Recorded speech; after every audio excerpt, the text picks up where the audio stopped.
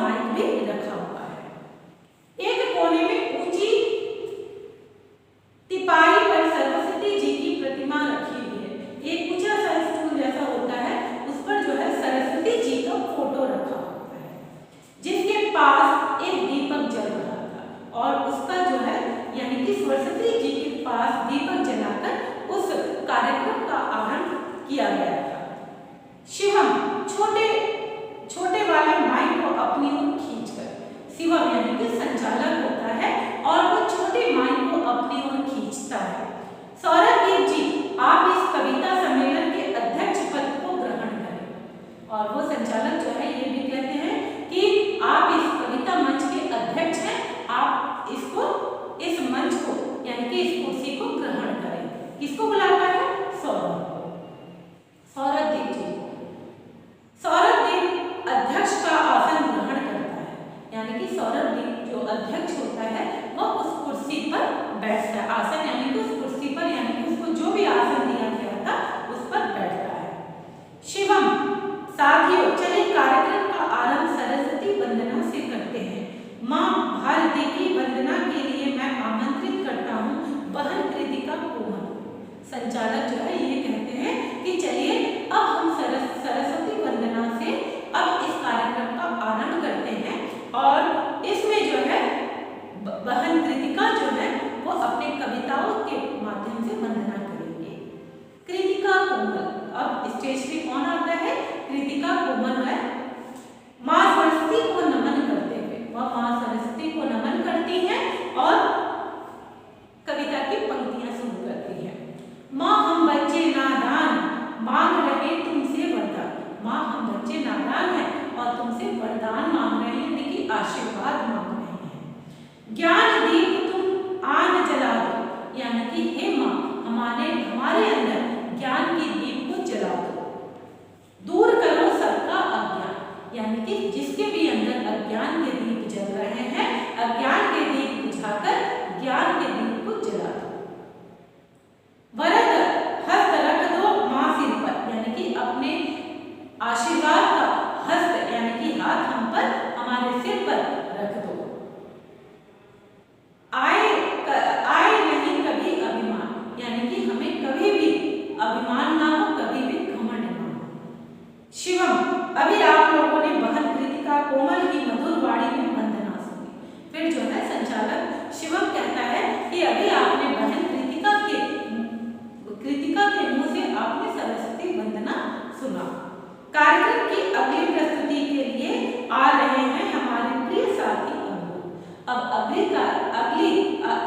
कार्यक्रम के लिए जो है अब हमारे सामने आ रहे हैं, प्रस्तुति के लिए आ रहे हैं हमारे प्रिय साथी अंकुर। साथियों, आप लोगों के समक्ष मैं दोस्ती के संबंध में कुछ पंक्तियां प्रस्तुत करूं। अब अंकुर जो है किसके संबंध में कविता कह रहे हैं? दोस्ती के संबंध में। दोस्ती जब भी करो पक्की करो, दोस्ती करके नहीं कुट्टी करो। यानी अंकुर की कविता के माध्यम से हमें ये पता चल रहा है कि हमें जब भी दोस्ती करनी चाहिए वो अच्छे से करना चाहिए, पक्की दोस्ती करनी चाहिए और उनसे कभी कुट्टी नहीं होना चाहिए। कुट्टी यानी कट्टी।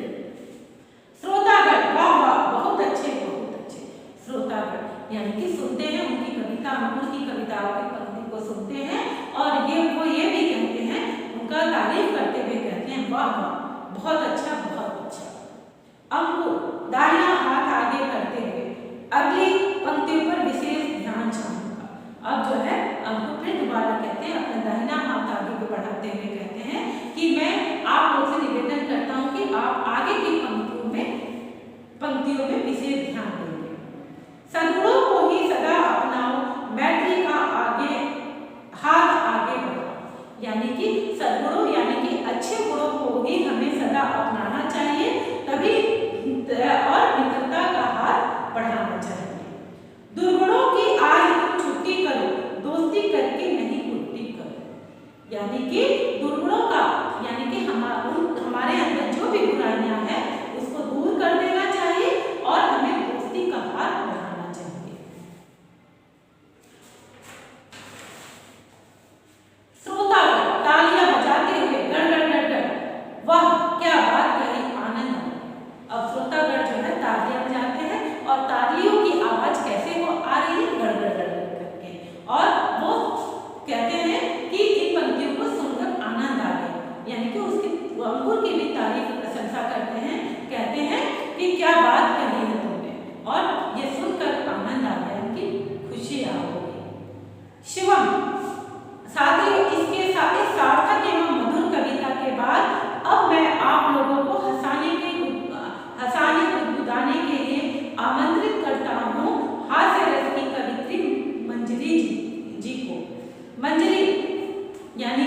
शिवम जो है अगली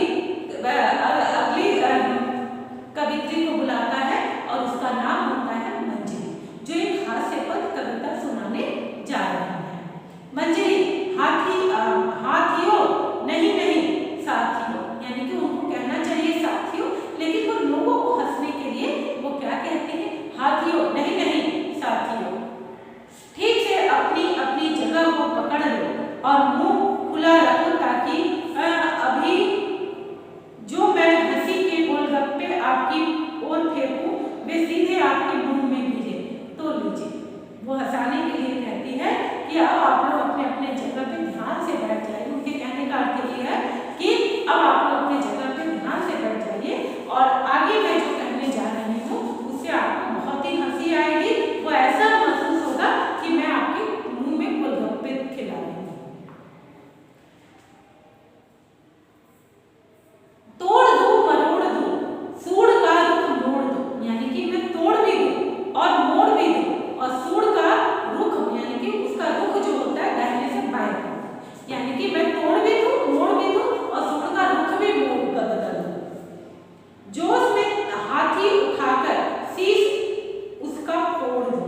कोई जोश में हाथी को उठा सकता है, तो जोश में आकर मैं हाथी को उठा लूं और उसका सिर जो है फोड़ डालूं। खंभे सी टांगे उखाड़ू और उसको धर पछाड़ू, यानी कि उसकी खंभे जैसे जो पैर है उसको उखाड़ दो और उसको धर पकड़ू और टुकड़े बीच फेविकॉल से फिर जोड़, और सब कुछ करने के बाद फिर उसको फेविकॉल से जोड़। श्रोतागण तालियों की जोरदार गड़गड़ाहट के साथ वाह वाह वाह आहा, यानी कि वो हंसते हैं और हंसने की ध्वनि आ रही है। मंजरी, दो और पंक्तियों पर ध्यान दे। आज भी इतना दम है मेरी सूखी कलाई में, आ गया हो तो आग लगा दो फौरन दिसलाई, यानी कि कोई हम चाहे कि दिसलाई में आग लगा दे तो लगा सकते हैं, लेकिन नहीं, उनको कविता को लोगों को यानी कि श्रोतागण जो थे उनको हंसने के लिए उन्होंने ऐसी बात कही कि मेरे बाजुओं में इतना दम है, इस सूखी कलाई में इतनी दम है कि मैं आज्ञा हो तो, अगर आप लोग की आज्ञा हो तो मैं दिसलाई यानी कि माचिस में ही आग लगा दूं। श्रोतागण लाजवाब, अति सुंदर। श्रोतागण सुनते हैं और उनकी भी प्रशंसा करते हैं। शिवम, मंजरी जी की सफल प्रस्तुति के पश्चात मैं आमंत्रित कर रहा हूँ वीर रस के सुप्रसिद्ध कवि प्रखर जी को, यानी कि वीर रस के कवि हैं और वह बुलंदी की कविता सुनाने जा रहे हैं। वीर यानी कि वीरता से संबंधित कविता सुनाने वाले को कहा जाता है। तो सुप्रसिद्ध कवि श्री प्रखर जी को वे अपनी ओजस्वी कविताओं से हमारे श्रोताओं का उत्साहित करें, यानी कि वो अपने ओजस्वी यानी कि जो तेजस्वी को कहा जाता है, तो जो ओजस्वी कवि जो है ओजस्वी कविताओं से जो है वो श्रोतागण को उत्साह को और भी बढ़ाएंगे। प्रखर अपने कुर्ते की बाहों को ऊपर चढ़ाते हैं, प्रखर अपने कुर्ते की बाहों को ऐसे ऊपर चढ़ाते हैं। साथियों, एक रचना आपके सामने प्रस्तुत कर रहा हूँ। सुने, कहता है साथियों एक रचना मैं आप लोगों के सामने प्रस्तुत करता हूँ, आइए इसको सुनते हैं। वीर है हम, धीर है हम, साहसी रणधीर हैं हम, वीर है साहसी है, रण में जीतने वाले हैं। शक्ति अपनी जानते हैं, देश की तकदीर है हम अपनी शक्ति को जानते हैं और हम किसकी तकदीर है, अपने देश की तकदीर है। हम अगर चाहे मिटा दे शत्रु का नामो निशा, देखने में लहू लगे पर हम विष बुझे से तीर हैं हम, यानी कि हम चाहे तो हम शत्रु के नाम को मिटा दें और हम देखने में छोटे हैं, पर हम चाहे तो इस तीर से दियों को भी जला दें, यानी कि बुझे विष बुझे तीर से तीर, यानी कि हम एक विष के समान हैं। ठीक है, कवि और श्रोतागण। अब कवि और श्रोतागण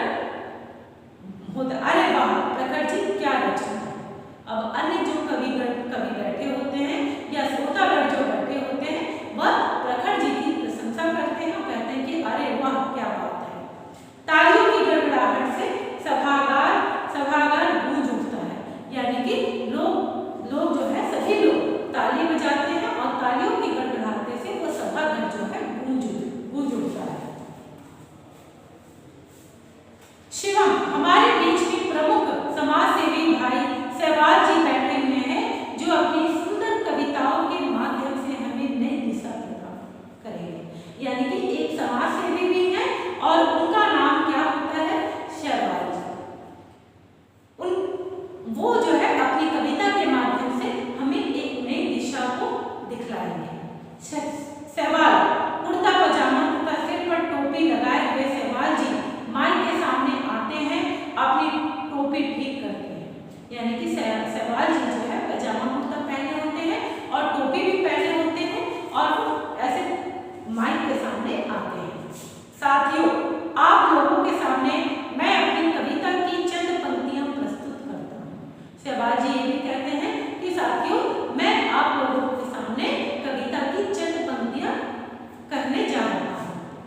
अपने घर के पास यदि साफ सफाई कर डालें, अगर हम अपने घर के आसपास सफाई कर डालें, साफ करें घर द्वार गली और साफ करें नाली नाली, यानी कि अपने घर के पास हम क्या करते हैं, अपने पास सफाई करते हैं, घर को साफ करते हैं, द्वार को सफाई करते हैं, गली को साफ करते हैं, नली नाले को साफ करते हैं, रोगों के कीटाणु और फिर नहीं मच्छर का खतरा। तो हमें रोगों का, अगर हम साफ सुथरा सब कुछ साफ कर देंगे तो हमें किसी भी रोग से डर नहीं रहेगा, ना ही कीड़े मकोड़े मच्छर आदि से डर रहेंगे। जीवन को खुशहाल अगर हम साफ सफाई पर अपना लें, अगर हम अपने जीवन में साफ सफाई को अपना लेते हैं तो हम हमेशा खुशहाल बने रहेंगे। श्रोतागण, अरे वाह क्या बात है। शिवम, भाई सहवाल जी की सफल रचना के पश्चात अब मैं आप लोगों को ले चलता हूँ लजीज कविताओं की ओर, जिसका आनंद दिलाएंगी बहन कृतिका कोमल। अब मैं, यानी कि सहवाल जी की कविता के बाद, सफल कविताओं के बाद अब मैं ले चलता हूँ आपको लजीज कविताओं की तरफ, जिसका वो लजीज कविता कौन सुनाएगी, कृतिका कोमल। कृतिका कोमल, लीजिए लजीज कविताओं का मौखिक आनंद। वाह इमरती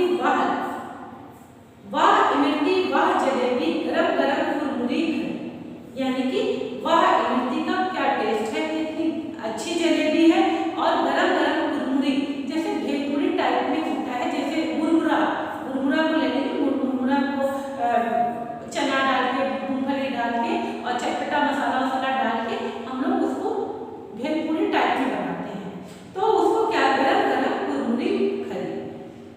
हाथ बढ़ाओ जी भर खाओ, गोल गोल रस भरी भरी, यानी कि हाथ बढ़ाओ और ये खूब जी भर के खूब अच्छे से खाओ, और क्या खाओ, यानी कि जलेबी, गुलाब जामुन आदि खाओ। खट्टी मीठी चटनी के साथ गरम गरम समोसे हो, यानी कि गरम गरम समोसों के साथ कैसी चटनी अच्छी लगती है, खट्टी मीठी। लाल नहीं टपकेगी किसकी, बोलो जब इडली डोसे हो, लाल यानी कि जब मुंह में पानी आना, ठीक है, तो लाल जब इन टेस्टी इन अच्छे पकवानों को देखकर किसके मुंह में पानी नहीं आएगा।